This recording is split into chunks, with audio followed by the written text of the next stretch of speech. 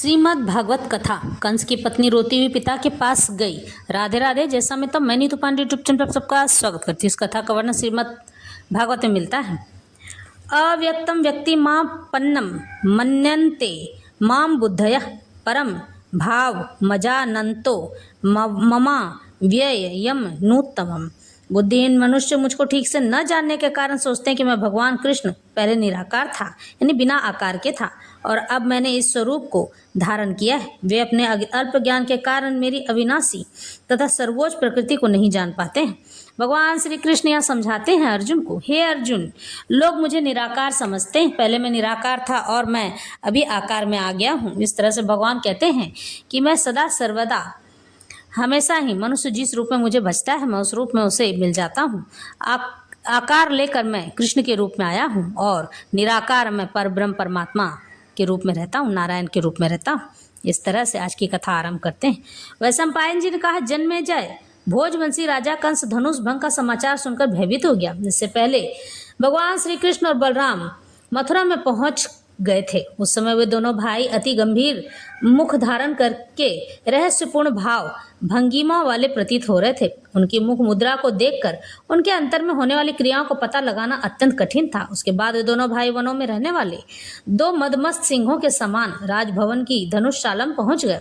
वहां उनके पहुंचने की आशा किसी को नहीं थी। वे दोनों पुष्प मालाओं से विभूषित उस विशाल धनुष को देखना चाहते थे। इसलिए उन दोनों ने शास्त्रागार के संरक्षक पहरेदार से पूछा, राजा कंस के धनुष की रक्षा करने वाले अस्त्र संरक्षक, हम कंस द्वारा आयोजित उत्सव स्थान को देखना चाहते हैं, और वह कौन सा धनुष है जिसके लिए यह उत्सव रखा गया है? यदि तुम्हारी इच्छा तो हमें वह स्थान और धनुष दिखा दो। यह सुनकर उस रक्षक ने उन दोनों को साधारण बालक समझकर वह खंभे के समान मोटा विशाल धनुष दिखा दिया। उस लौह रूपी विशाल धनुष पर प्रत्यंजा चढ़ाना अथवा उसे तोड़ना इंद्र सहित सब देवताओं के लिए संभव था। तब उन श्री कृष्ण भगवान ने उस धनुष को उठाया और दोनों हाथ से उसे उठाकर तोलने का प्रयास करने लगे। दैत्यों द्वारा पूजित उस धनुष को श्री कृष्ण उसको बार बार झुकाकर उस पर प्रत्यंचा चढ़ाने की कोशिश करने लगे। इस प्रकार बार बार झुकाने पर और एक बार ज्यादा झुक जाने के कारण वह सर्पाकार धनुष बीच में से टूटकर दो भागों में बट गया। तभी वे दोनों भाई उस धनुष को तोड़कर शीघ्र उस भवन से बाहर निकल गए। उस धनुष के टूटने पर भयंकर शब्द हुआ जो प्रचंड आंधी के समान गर्जना करने वाला था। शास्त्रागार से निकलकर वे दोनों भाई वज्र से आए हुए गोपों के पास जाकर बैठ गए। इधर शस्त्रों की रखवाली करने वाला पहरेदार मन ही मन भय से व्याकुल हाँफता हुआ राज दरबार में चला गया। वहां पहुंचकर उसने कहा, महाराज, धनुष गृह में एक आश्चर्यजनक घटना घटित हुई है, उसे सुनिए। उस धनुषशाला में दो बालक आए थे जो किसी प्रकार से किसी भी तुलना के योग्य नहीं है। उनके बाल लंबे और खुले हुए थे। एक ने नीला वस्त्र और दूसरे ने पीला वस्त्र पहन रखा था। एक के अंग श्वेत चंदन लगा था तथा दूसरे के अंग पीले चंदन से शोभायमान थे। वे दोनों इच्छाधारी वेश बनाकर सहसा अंतःपुर में घुस गए। कोई भी कुछ जान नहीं पाया। देव कुमारों के समान मुखमंडल वाले वे दोनों ऐसे जान पड़ते थे जैसे मानो बाल रूप में अग्नि सहसा आकाश से उतरकर धनुषशाला में खड़ी है। वे दोनों सुंदर वस्त्र और पुष्पहारों से सुसज्जित थे।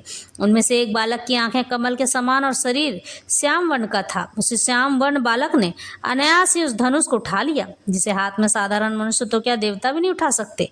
उस विशाल लौह खंभ रूपी धनुष को बलपूर्वक हाथों से लेकर उस पर वेग पूर्वक प्रत्यंचा चढ़ाई और उसे खेल खेल में नीचे झुकाना आरंभ कर दिया। धनुष टूटने की आवाज से पृथ्वी हिलने लगी और आकाश घूमता हुआ सा प्रतीत होने लगा। इस प्रकार यह दृश्य देखकर मैं आश्चर्यचकित हो गया तथा शत्रुओं की ओर से आने वाले भय को देखकर यह समाचार आपको सुना रहा हूँ। महाराज, मैं नहीं जानता वे दोनों वीर कुमार कौन थे। उनमें से एक कैलाश पर्वत के समान श्वेत और दूसरा मेघ के समान श्याम वर्ण था। लौखम की भांति सुदृढ़ धनुष को देखकर वह अमित पराक्रमी वीर अपने सहायक के साथ वायु के समान तीव्र गति से वहां से निकल गया। विस्तार से सारी बातें जानने वाला कंस धनुष भंग का समाचार सुन चिंतित होता हुआ अपने उत्तम भवन में प्रवेश हो गया। वैशंपायन जी ने फिर से कहा, जन्मेजय, भोजवंशी राजा कंस धनुष भंग का समाचार सुनकर भयभीत हो गया। ज्यों ज्यों वह धनुष भंग की घटना का विचार करता त्यों त्यों उसका मन उदास और व्याकुल हो जाता था। वह सोचने लगा कि किस प्रकार वह बालक निडर होकर उस महाबली पहरेदारों को मूर्ख बनाकर उस धनुषशाला में प्रवेश कर गया और सबके देखते देखते धनुष तोड़कर वहां से निकल गया। किंचित यह नहीं, यह वही बालक है जिसको मारने के लिए मैंने अपनी बहन के 6 पुत्रों का वध कर दिया। एक नीच कर्म किया है, परंतु वह अभी तक जीवित है। यह बात सत्य है कि पुरुषार्थ के विधि के विधान को कोई नहीं टाल सकता है। मुनि नारद ने जो मुझसे कहा था वह अब सत्य के रूप में मेरे सामने आ खड़ा हुआ है। इस प्रकार की चिंता से सोच विचार करता हुआ कंस अपने भवन से निकलकर रंगशाला का निरीक्षण करने के लिए गया। उस स्थान को बलि पूर्वक जांच करने के बाद कंस ने अपने सेवकों से कहा कि कल इन मंचों को चित्रों, मालाओं और पताका आदि से सजाकर सुगंधित जल से स्थान को सुवासित कर दिया जाए। उपहार देने वाली समस्त वस्तुएं और जल तथा रस से भरे घड़े यहाँ रखे जाएं। मल्ल युद्ध कुश्ती के नियम जानने वाले और उनके सेवकों तथा व्यवसायियों और कारागारियों को निमंत्रित किया जाए। जीत हार का निर्णय करने वाले निर्णायकों को भी समय पर उपस्थित होने की सूचना दे दी जाए। इस प्रकार अपने अनुचरों को रंगशाला सुसज्जित करने की आज्ञा देकर कंस अपने भवन में चला गया। भवन में पहुंचकर कंस ने अपने पराक्रमी और बलशाली मुष्टिक और चाणूर नामक 2 पहलवानों को बुलाया। वे दोनों बलशाली मल्ल पहलवान कंस की आज्ञा सुनकर राजभवन में प्रवेश कर गए। उन दोनों पहलवानों को अपने पास आया देखकर कंस ने उनसे कहा, तुम दोनों को अपने तेज से मेरा एक महान कार्य करना होगा। ब्रज में पले और बढ़े श्री कृष्ण और संकर्षण नामक 2 गोप बालक हैं। जब वे दोनों अखाड़े में उतरकर तुमसे लड़ने लगे तब तुम उन्हें नीचे गिराकर शीघ्र ही मार डालना। उन्हें कमजोर समझने की भूल कदापि न करना, क्योंकि वे दोनों युद्ध कला कौशल से परिपूर्ण हैं। तुम्हें उनका किसी भी प्रकार से वध अवश्य ही करना होगा। यदि वे दोनों गोप बालक इस रंगशाला में मारे जाएंगे तो मेरा भविष्य और वर्तमान कल्याणकारी हो जाएगा। राजा कंस के इन वचनों को सुनकर चाणूर और मुष्टिक नामक मल्ल प्रसन्न होकर बोले, हे राजन, वे दोनों गोप बालक अरिष्ट ग्रस्त से ग्रसित होकर हमारे सामने भी आ गए तो आप उन्हें मरा हुआ ही जानिए। आज तक इस मल्ल युद्ध में हमें हराने वाला कोई नहीं हुआ है, अतः आपका यह कार्य हम अवश्य पूर्ण करेंगे। उसके बाद कुवल या पीड़ नामक हाथी के महावत को बुलाकर कहा कि तुम हाथी को रंगशाला के द्वार पर खड़ा करना। वसुदेव के वे दोनों वनेचर पुत्र जैसे ही रंगशाला के द्वार पर पहुंचे तभी तुम इस हाथी को उनकी ओर हाँक देना, जिससे उनकी इस रंगशाला के द्वार पर ही जीवन लीला समाप्त हो जाए। मैं इस कुवल या पीड़ हाथी के द्वारा उन दोनों को धराशायी होते हुए देखना चाहता हूँ। वह वसुदेव इन दोनों को मरा हुआ देखकर पत्नी से स्वयं मर जाएगा। श्री कृष्ण पर विश्वास करने वाले उनको मरा हुआ देखकर विनाश के गहरे सागर में डूब जाएंगे। तब मैं इस मथुरा नगरी को यादवों से रहित कर सुखपूर्वक विचरण करूंगा। यादवों का पक्ष लेने वाले मेरा पिता और श्री कृष्ण का पक्ष लेने वाले यादवों का मैंने परित्याग कर दिया है। सत्य बात यह है कि पुत्र संबंध रखने वाले इस कमजोर शक्ति से युक्त मनुष्य उग्रसेन से मेरा जन्म नहीं हुआ है। यह मुझे नारद जी ने बताया है। महावत ने कहा, राजन, पूर्व काल में नारद जी ने कौन सी बात बताई थी? यह तो मैंने आपके मुख से बड़ी आश्चर्यजनक बात सुनी है कि उग्रसेन आपके पिता नहीं हैं। यदि आपके पिता उग्रसेन नहीं तो आपका जन्म उनके बिना कैसे संभव हुआ? यह सब मुझे विस्तार से तो बताइए। मैं इस चकित कर देने वाली घटना के बारे में जानना चाहता हूँ। कंस ने कहा, महावत, यदि तुम इस रहस्य को सुनना चाहते हो तो जैसा मुझे नारद ने बताया है वैसा ही वर्णन मैं तुमसे करता हूँ। एक बार देवराज इंद्र के सखा मुनि नारद श्वेत वस्त्र और सिर पर जटा मंडल धारण किए इंद्र भवन से मेरे पास आए। यज्ञोपवीत जनों से विभूषित दंड कमंडल धारण किए वे दूसरे प्रजापति के समान सुशोभित हो रहे थे। वे अविनाशी देवर्षि नारद वेदों के विद्वान, संगीत विद्या की गाथा और ब्रह्मलोक में विचरने वाले महर्षि हैं। उन महर्षि को मैंने पाद्य अर्ध्य चरणों को धोकर और आसन समर्पित कर उनकी विधिवत पूजा अर्चना की। तब उन्होंने मुझे कहा कि कंस, तुमने विधिवत पूजा करके मुझे प्रसन्न किया है, अतः मेरी ये बात सुनो। ये उग्रसेन तुम्हारे पिता नहीं है। सोम विमान स्वामी तेज और ओज से संपन्न महाबली द्रुमिल तुम्हारे पिता हैं। नारद जी की यह बात सुनकर मुझे कंस को क्रोध आ गया और मैंने उनसे पुनः पूछा कि ब्राह्मण, द्रुमिल नामक दैत्य किस प्रकार मेरा पिता हुआ? बताइए, मेरी माता के साथ उनका समागम कैसे हुआ?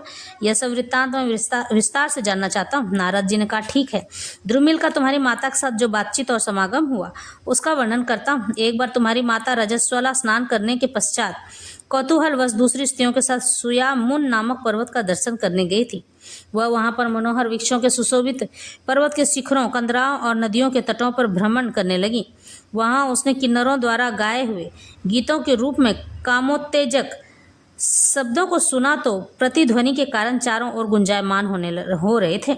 मोरों और अनेक प्रकार के पक्षियों के कलरव को निरंतर सुनते हुए उसके मन में पुरुष सहवास की इच्छा जागृत होने लगी। इसी बीच वनों में फूलों की सुगंधित मनोरम वायु बहने लगी जो उसकी कामाग्नि को अधिक उद्दीप्त कर रही थी। ऐसे समय में सोम विमान का अधिपति द्रुमिल द्रुमिल नामक दानव विधाता द्वारा प्रेरित होकर दैव योग से वहां आ पहुंचा। वह दानव उस पर्वत शिखर पर इधर उधर भ्रमण कर रहा था।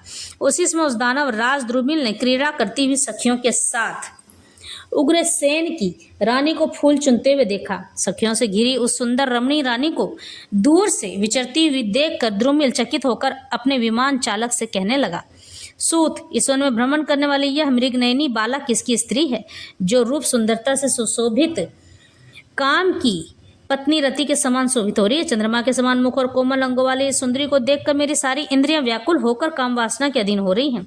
अब मैं क्या उपाय करूं जिसके कारण वह मतवाली गजगामिनी रमणी मुझे स्वीकार कर ले। बहुत सोचने के बाद भी जब द्रुमिल को कोई उपाय समझ नहीं आया तो उसने अपने सारथी से कहा कि तुम 2 घड़ी यहाँ ठहरो, मैं स्वयं जाकर पता लगाता हूँ कि वह कौन है और किसकी स्त्री है। जब तक मैं वापस लौट कर न आऊं, मेरी यहीं पर प्रतीक्षा करना। इतना कहकर उस दानव राज द्रुमिल ने जल का आचमन कर ज्ञान बल से मुहूर्त मात्र में ध्यान कर पता कर लगा लिया कि यह राजा उग्रसेन की पत्नी है। यह ज्ञात कर वह अति प्रसन्न हुआ। फिर तो उस दानव राज द्रुमिल ने अपना रूप बदलकर उग्रसेन के रूप में परिवर्तित कर लिया और फिर धीरे धीरे हंसते हुए तुम्हारी माता के पास गया और तुम्हारी माता के पास जाकर उसको अपनी बाहों में कस लिया। इस प्रकार उग्रसेन के रूप में द्रुमिल दैत्य ने तुम्हारी माता का सतीत्व भंग कर दिया। पति से अत्यंत प्रेम करने के कारण बड़े प्रेम से उसने अपने आप को द्रुमिल को समर्पित कर दिया। उसके बाद वह उसकी गंभीरता से सशंकित हो गई तथा डरकर उसे कहने लगी कि तुम मेरे पति नहीं हो। यह तो मुझे ज्ञात हो गया है, परंतु यह नीच कर्म करने वाले तुम कौन हो, किसके पुत्र हो? तुमने मुझ पतिव्रता स्त्री को कलंकित कर दिया है। तुम जैसे चंचल दुष्कर्मी को धिक्कार है, इस प्रकार तुम्हारी माता उसको धिक्कारती हुई उस दानव से उलझ पड़ी। तब उसके आरोपों को सुनकर वह दानव राज कहने लगा कि मैं सौम विमान का स्वामी तेजस्वी दानव द्रुमिल हूँ। तो अपने मृत्यु के वश में रहने वाले पति के आश्रित होकर मुझ पर क्रोध क्यों कर रही है? देवताओं और दानवों के साथ विवशता पूर्वक व्यभिचार करने से स्त्रियां दूषित नहीं होती हैं। वह देवी दुखी होकर उससे कहने लगी, दुराचारी दानव, तेरे इस आचरण को धिक्कार है जो तू समस्त नारी जाति का अपमान कर रहा है। माना कि संसार में व्यभिचार करने वाली स्त्रियां भी हैं, परंतु पतिव्रता स्त्रियों की भी कमी नहीं है। इस जगत में अरुंधति आदि पतिव्रता स्त्रियां भी हैं जिन्होंने तीनों लोगों को अपने सतीत्व के बल से धारण किया है। तूने जो मुझे कुल धर्म विनाशक पुत्र दिया है उसे मैं स्वीकार नहीं करती। अब जो मैं कह रही हूँ उसे सुन। हे नराधम, अब मेरे पति के कुल में परम पुरुष परमेश्वर अवतार लेंगे जो तेरी और तेरे इस पुत्र कंस की मृत्यु का कारण बनेंगे। इतना सुनकर वह दानवराज द्रुमिल उसी विमान द्वारा पुनः आकाश की ओर प्रस्थान कर गया। तुम्हारी माता भी व्यथित होती हुई मथुरा नगरी लौट गई। महावत मुनि नारद इस प्रकार मुझे सारी कथा सुनाकर वापस अपने ब्रह्मलोक को चले गए। मुझे उनकी सारी बातें सत्य प्रतीत होती हैं, क्योंकि बल, पराक्रम, राजनीति, विजय, सत्य और दान में मेरी बराबरी करने वाला इस पृथ्वी पर कोई नहीं है। इसलिए मैं उग्रसेन का क्षेत्रज पुत्र हूँ। माता पिता ने तो मुझे त्याग ही दिया है। मैं अपने तेज बल के कारण ही सिंहासन पर बैठा हूँ। मेरे सभी बंधु बांधव मुझसे द्वेष रखते हैं। ये सभी यादव श्री कृष्ण के साथ मिल गए हैं। इसलिए मैं इन दोनों गोप कुल कलंकों को हाथी द्वारा मरवा कर इन यादवों का भी नाश कर दूंगा। इसलिए महावत, अब तुम जाओ और कुवलायी पीड़ हाथी पर जाकर बैठकर अंकुश, भाला और तोमर लेकर रंगशाला के द्वार पर खड़े हो जाओ। इस तरह से कंस ने अपनी कथा सुनाई जन्म की। वैशंपायन जी ने कहा, राजन, इस प्रकार अगले दिन मल्ल युद्ध देखने के लिए वह रंग स्थली पूरी तरह मथुरा वासियों से भर गया। 8 कोनों वाले उस रंग स्थल में अर्धचंद्राकार खिड़कियां और अनेक दरवाजे थे। स्थल के पश्चिम की ओर राजाओं की स्त्रियों के लिए बैठने की व्यवस्था की गई थी और रस्सियों के सहारे पर्दे लगाकर गुप्त स्थान बनाया गया था। वह सभा स्थल बादलों के समूह से घिरे समुद्र की भांति शोभायमान था। शिल्पकारों ने अपनी कारीगरी से सभी वस्तुओं, पताका आदि को पंक्तियों में सजाकर ऊंचे ऊंचे मंचों का निर्माण किया था। इस तरह से राजा की बैठक अथवा निवास सब प्रकार की वस्तुओं से संपन्न था। थोड़ी ही देर में कुवलया पीड़ हाथी को रंगशाला के द्वार पर खड़ा करो, ऐसी आज्ञा देता हुआ कंस उस प्रेक्षागार में उपस्थित हुआ। श्वेत वस्त्र और श्वेत मुकुट धारण कर वह कंस बादलों से घिरा चंद्रमा के समान प्रतीत हो रहा था। उसके सिंहासन पर विराजमान होते ही समस्त मथुरावासी उसकी जय जयकार करने लगे। उसके पश्चात वहां मल्लों, पहलवानों ने प्रवेश किया। वे बलशाली मल्ल 3 अलग अलग पंक्तियों में बैठ गए। फिर वहां वाद्य यंत्रों के तुमुल नाद, मल्लों के गर्जन और ताल ठोकने की आवाज सुनाई देने लगी। इसी समय हर्षाती रेख से पूर्ण कृष्ण और बलराम रंगशाला के द्वार पर उपस्थित हुए। वे दोनों भाई जैसे ही रंगशाला के द्वार पर पहुंचे, महावत के द्वारा हाके गए कुवलया पीड़ हाथी ने सहसा उसका रास्ता रोक लिया। वह दुष्टात्मा हाथी अपनी सूंड को सिकोड़ कर कृष्ण और बलराम को मारने का प्रयास करने लगा। उस हाथी के इस प्रकार आक्रमण करने पर श्री कृष्ण कहने लगे, तात, शायद इस दुराचारी कंस ने हम दोनों भाइयों को हाथी द्वारा मरवाने का प्रबंध किया है। अब इस कंस के यमलोक जाने का समय आ चुका है। जैसे ही वह चिंगारता हुआ हाथी श्री कृष्ण के निकट पहुंचा, वैसे ही उन्होंने उसकी सूंड को अपनी छाती के नीचे दबाया और दांतों के बीच से होकर पैरों के मध्य भाग में आ गए और हाथी को पीड़ित करने लगे। फिर वह मध्य भाग से होकर हाथी के पिछले पैरों के पीछे आ गए और उसकी पूंछ पकड़कर उसे घसीटने लगे। घसीटे जाने के कारण वह हाथी व्याकुल हो गया और जोर जोर से चिंघाड़ने लगा। जब वह विशालकाय हाथी श्री कृष्ण को मारने में सफल हुआ, तभी वह अपने घुटनों और दांतों के बल पृथ्वी पर पीड़ित होकर गिर पड़ा। थोड़ी देर कृष्ण उसके साथ बालकों की भांति खेलते रहे। अंततः उन्होंने उसके मुख पर पैर टिकाकर उसके दोनों दांत निकाल लिए और उन्हीं दांतों के द्वारा उस पर प्रहार करने लगे। वज्र के समान दांतों से मार खाकर उस हाथी के गालों से रक्त की धारा बहने लगी। इधर बलराम ने उसकी पूंछ पकड़ ली और उसे खींचने लगा, जैसे पर्वत में आधे घुसे हुए सर्प को गरुड़ बाहर खींच लेता है। श्री कृष्ण ने हाथी का वध करने के पश्चात उसी दांत से महावत का प्रहार कर उसे भी यमलोक पहुंचा दिया। इस प्रकार श्रेष्ठ हाथी कुवलया पीड़ का वध करने के पश्चात तोरण युक्त खंभों को उखाड़कर हाथी के पाद रक्षकों को मार गिराया और रंगशाला में ऐसे प्रविष्ट हुए, यानी प्रवेश किए, जैसे स्वेच्छा से स्वर्ग में रहने वाले अश्विनी कुमार इस पृथ्वी पर उतर आए हों। रंगमहल में प्रवेश करने वाले वनमाला से सुशोभित उन दोनों कुमारों का वृष्णि, अंधक और भोजकुल के यादवों ने दर्शन किया। वे दोनों भाई ताली बजाकर सिंहनाद कर सभी सभासदों को हर्षित करने लगे। जन्मेजय बलराम और श्री कृष्ण के प्रति मथुरावासियों का प्रेम और अनुराग देखकर कंस दुखी हो गया। इस प्रकार श्री कृष्ण ने कुवलया पीड़ हाथी का वध करके कंस के प्रयत्न को निष्फल कर दिया। कंस की आशाओं पर मानो तुषारापात हो गया था। सम्पायन जी ने कहा, जन्मेजय, श्री कृष्ण बलराम को आगे करके बड़े वेग से रंगशाला में प्रविष्ट हुए। उनके वस्त्र हवा में के झोंकों से किसी ध्वज की भांति फहरा रहे थे। हाथी के दांतों से रक्त मिली खरोचों से बने निशान ऐसे प्रतीत हो रहे थे मानो उन्होंने बाजू बंद धारण कर रखे हों। उसी हाथी को आयुध रूप में धारण करने वाले श्री कृष्ण को देखकर कंस का मुख मलिन हो गया। श्री कृष्ण सिंह की भांति गर्जना करते और उछलते तथा कंस वध का उपाय सोचते हुए आकाश में बादल की भांति रंगशाला में विचर रहे थे। गजदंत धारण किए श्री कृष्ण की ओर कंस रोषपूर्ण और कुटिल दृष्टि से देखने लगा। उस दांत को शस्त्र की भांति पकड़े हुए श्री कृष्ण ने जब सिंहनाद किया तो समस्त जनसमूह उत्तर में प्रतिनाद करने लगा। तब उस नाद प्रतिनाद से आहत उस कंस ने क्रोधपूर्ण लाल आंखों से कपटपूर्ण करने वाले मल्ल चाणूर को श्री कृष्ण के साथ और बलराम को मुष्टिक के साथ मल्ल युद्ध करने का आदेश दिया, जिसका शरीर एक पर्वत समूह की भांति जान पड़ता था। कंस ने चाणूर को तो पहले से कह दिया था कि तुम्हें श्री कृष्ण के साथ मल्ल युद्ध करना है, अतः वह चाणूर अपने बल को प्रदर्शित करते हुए श्री कृष्ण के निकट आ गया। मल्ल युद्ध आरंभ होने की सूचना से वहां का सारा जन समुदाय शांत हो गया था और सर्वत्र नीरवता व्याप्त हो गई थी। तभी वहां बैठे सभी यादव आपस में कहने लगे कि मल्ल युद्ध में यह नियम बनाया गया है कि युद्ध केवल भुजाओं के द्वारा हो, इसमें किसी प्रकार का अस्त्र शस्त्र प्रयोग नहीं किया जाएगा। मल्ल युद्ध बराबरी के नियम पर आधारित होना चाहिए। ऐसे नियम युद्ध विशारदों द्वारा बनाए गए, परंतु यह दुर्बुद्धि कंस तो श्री कृष्ण जैसे बालक का मल्ल युद्ध उस दुष्टात्मा चाणूर से करवा रहा है। ऐसा करके यह सारे नियमों की अवहेलना कर रहा है। ऐसा प्रतीत होता है कि यह मल्ल युद्ध नहीं, कोई वैर युद्ध हो रहा है। इस प्रकार का वार्तालाप सुनकर समस्त जन समुदाय आक्रोश में भरकर कोलाहल करने लगा। तब श्री कृष्ण ने जन समुदाय को शांत करते हुए कहा कि माना मैं बालक हूँ और यह चाणूर शरीर के पर्वत के समान है, फिर भी मैं इसके साथ ही मल्ल युद्ध करना चाहता हूँ। मेरे द्वारा युद्ध संबंधी किसी नियम का उल्लंघन नहीं होगा। मल्ल युद्ध के 6 साधनों अथवा नियमों का पालन करके इस रंगभूमि में विजय रूप सिद्धि का प्राप्त होना निश्चित है, परंतु इस चाणूर अथवा कंस ने इस वैर रहित युद्ध को वैर युक्त बना दिया है। इस चाणूर के शरीर और कर्मों से घटित हुई घटनाओं को भी जान लें। यह चाणूर रंगभूमि में अपना प्रताप या दबदबा बनाए रखने की इच्छा से बहुत से पहलवानों का वध कर चुका है। रण क्षेत्र में शत्रु को अस्त्र द्वारा मार कर विजय प्राप्त होती है, परंतु मल्ल युद्ध में प्रतिद्वंदी मल्ल को गिराने मात्र से विजय मिल जाती है।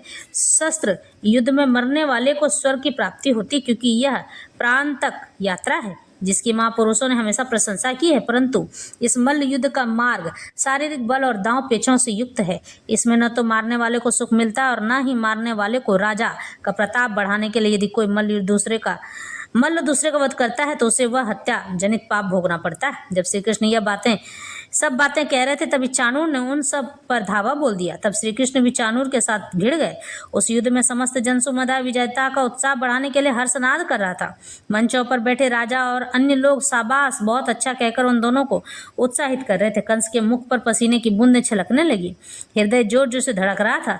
तभी उसने इशारों से तुरही, नगाड़े आदि वाद्य यंत्र बजाने के लिए मना कर दिया, परंतु आकाश में देवताओं के वाद्य यंत्र स्वतः ही बजने लगे और उनकी ध्वनि रंगशाला में गूंजने लगी। देवता लोग अदृश्य होकर आकाश में अपने विद्याधरों के साथ श्री कृष्ण की विजय कामना के लिए आकाश में विचर रहे थे। आकाश में स्थित समस्त ऋषि और देवताओं ने कहा, हे श्री कृष्ण, अब तुम इस मल्ल चाणूर पर शीघ्र ही विजय प्राप्त करो। कंस की मृत्यु को नजदीक जानकर देव की पुत्र श्री कृष्ण ने चाणूर के साथ देर तक युद्ध करके अपने शरीर में अगाध बल का समावेश कर लिया।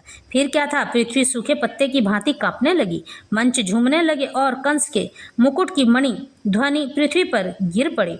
श्री कृष्ण ने चाणूर को झुकाकर उसकी छाती पर घुटने से प्रहार किया तथा अपनी मुट्ठी को उसके मस्तक पर दे मारा। मस्तक पर मुष्टिक का प्रहार यानी मुक्के का प्रहार उसके स्नायु तंत्र यानी कि नाक पर आंसू और रक्त के साथ उसकी दोनों आंखें बाहर निकल आई।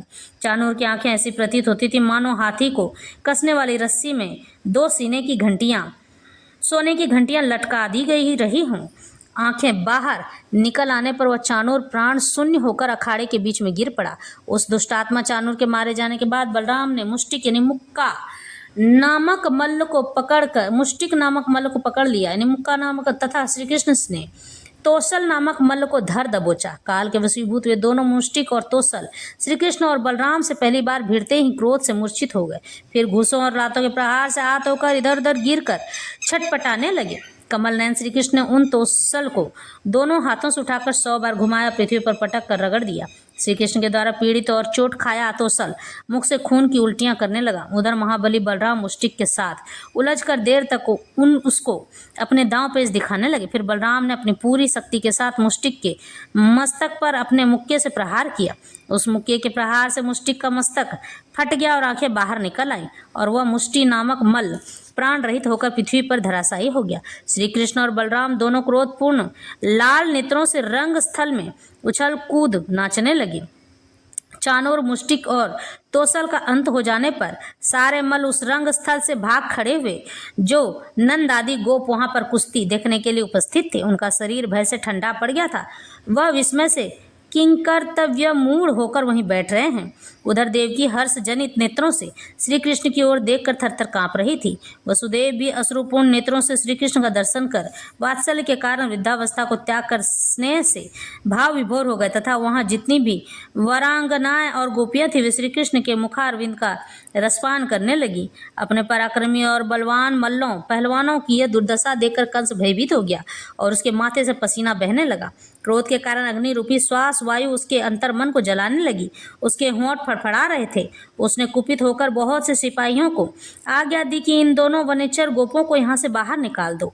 ये दोनों पागल हो गए हैं। मैं इन दोनों पापियों को देखना नहीं चाहता। इन गोपों में से कोई भी गोप मुझे इस राज्य में नजर नहीं आना चाहिए और इस नंद गोप को लोहे की बेड़ियों और हथकड़ियों में बांधकर कारागार में डाल दो। और जो इस दामोदर श्री कृष्ण के आश्रित रहने वाले गंवार गोप हैं, उनकी गौओं और संपत्ति आदि सब छीन लो और इस वसुदेव की वृद्धावस्था को भूल कर इसे कठोर दंड दो। सिपाहियों को इस प्रकार आज्ञा देकर कंस बहुत ही कुटिलता और क्रोध से श्री कृष्ण की ओर देखने लगा। पिता वासुदेव और नंद गोप के ऊपर होते हुए आक्षेपों यानी आरोपों को देखकर श्री कृष्ण अत्यंत क्रोधित हो गए। अपने बंधु बांधवों की व्यथा माता देवकी की अचेत अवस्था देखकर उन्होंने कंस का विनाश करने का निश्चय कर लिया। इस प्रकार पृथ्वी पर अत्याचार होते देख उनका पराक्रम जाग उठा, जैसे कि शिव की तीसरी आंख पापियों के संहार के लिए खुल जाती है। फिर तो वह श्री कृष्ण सिंह के समान उछलकर कंस के समीप ऐसे कूदे जैसे कोई आकाशवर्ती मेघ तीव्र वायु वेग के कारण दूर पहुंच जाता है। उन श्री कृष्ण भगवान को अखाड़े के कंस के समीप मंच पर कूदते हुए कोई नहीं देख पाया था, केवल मात्र उनको कंस के समीप खड़े हुए देखा।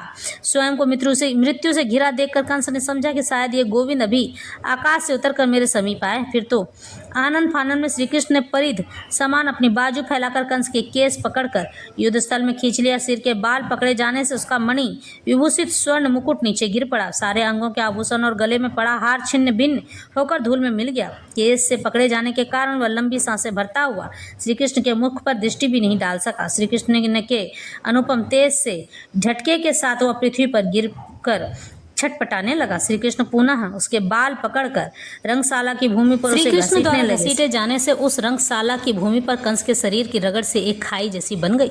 रंगशाला में घसीटे हुए कंस के निर्जीव शरीर को उन्होंने वहीं छोड़ दिया। वह कंस बिना किसी युद्ध और अस्त्र शस्त्र मारा गया। उसकी मृत्यु घसीटे जाने के कारण हुई थी। वह विरोचित मार्ग से भ्रष्ट हो गया था। श्री कृष्ण के नाखूनों के खरोचों के घाव उसके शरीर पर दिखाई दे रहे थे। कंस का वध करके श्री कृष्ण का रूप तेजोमय होकर सर्वत्र सब जगह प्रकाशित होने लगा। तत्पश्चात उन्होंने अपने माता पिता देवकी और वसुदेव के चरणों में नतमस्तक होकर उनकी वंदना की।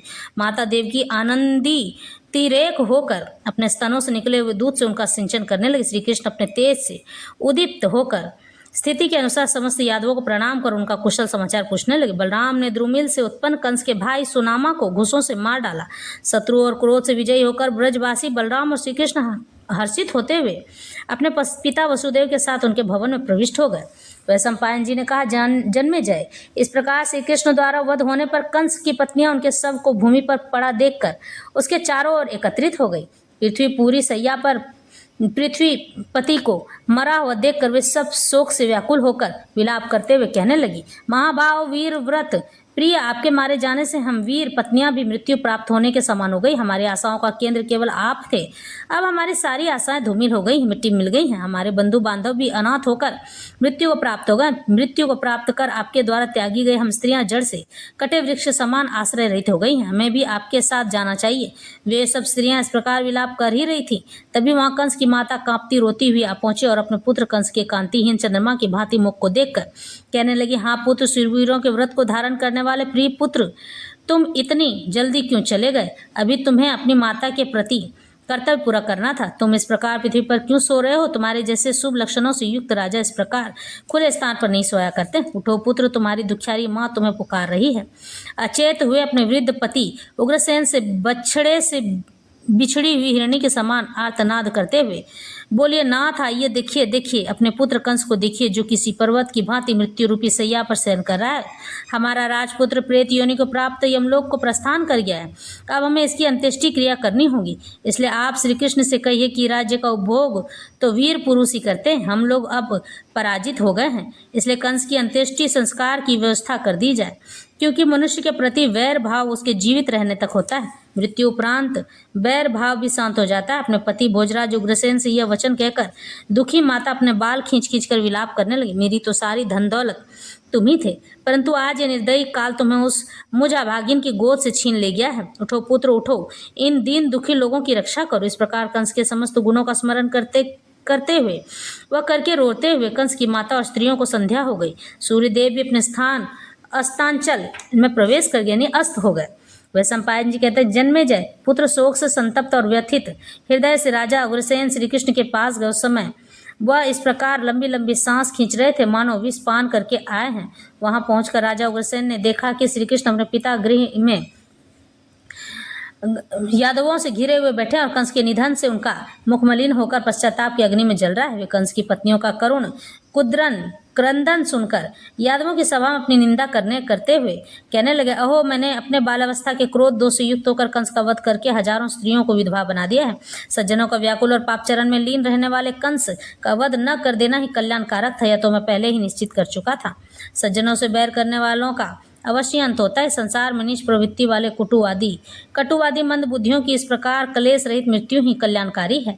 कंस सज्जनों की बात न मानकर सदा पाप कार्यों में लगा रहता था और सब उसे धिक्कारते थे। इस प्रकार मैंने कंस का वध करके वेद विरुद्ध कर्म करने वाले कंस को जड़ से खत्म कर दिया है। अतः आप सब लोग उस समस्त शोकाकुल नारियों को संतोना धीरज प्रदान कर तथा मथुरापुरी के नागरिकों, शिल्पियों और व्यवसायियों को भी दिलासा दे। जब यादवों की सभा में कृष्ण यह सब वार्तालाप कर रहे थे, उसी समय पुत्र के कर्मों से लज्जित और मृत्यु से दुखी राजा उग्रसेन कुछ यादवों के साथ उस सभा में प्रवेश कर गए और अश्रुपूर्ण अपने आंसुओं से नेत्रों से कातर वाणी में श्री कृष्ण से बोले, श्री कृष्ण, तुमने अपने क्रोध रूपी तेज से मेरे पुत्र का वध करके उसे यमलोक पहुंचा दिया है, धर्म के अनुसार ख्याति प्रदान कर ली है, परंतु शत्रु हमेशा आपसे भी भयभीत रहेंगे तथा यादव वंश को पुनः स्थापित कर स्वजनों को गौरवान्वित कर दिया है।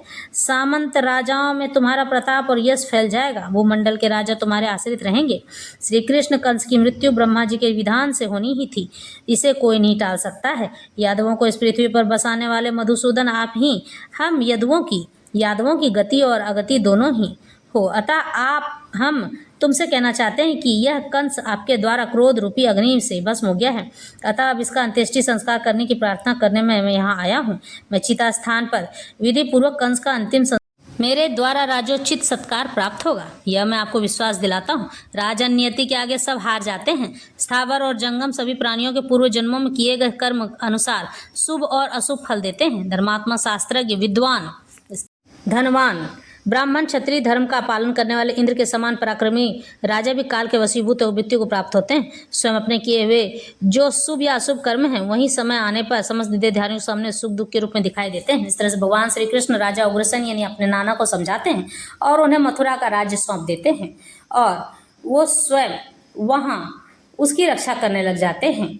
लेकिन फिर राजा उग्रसेन की दोनों पुत्रियां यानी कंस की पत्नियां रो रो कर भगवान श्री कृष्ण के सामने विलाप करती हैं। उसके बाद जब उनसे बात नहीं बनती है तब अपने पिता उग्रसेन को जाकर यह बात बताती हैं और उन्हें युद्ध के लिए ललकारती हैं। तब भगवान श्री कृष्ण का युद्ध राजा जरासंध के साथ होने लगता है। जरासंध बार बार भगवान श्री कृष्ण पर युद्ध करता था, इसलिए भगवान श्री कृष्ण मथुरा छोड़कर द्वारका नगरी बसाए थे। इस तरह से यह कथा और व्यथा संपन्न होती है। अगली कथा के साथ हम फिर मिलेंगे।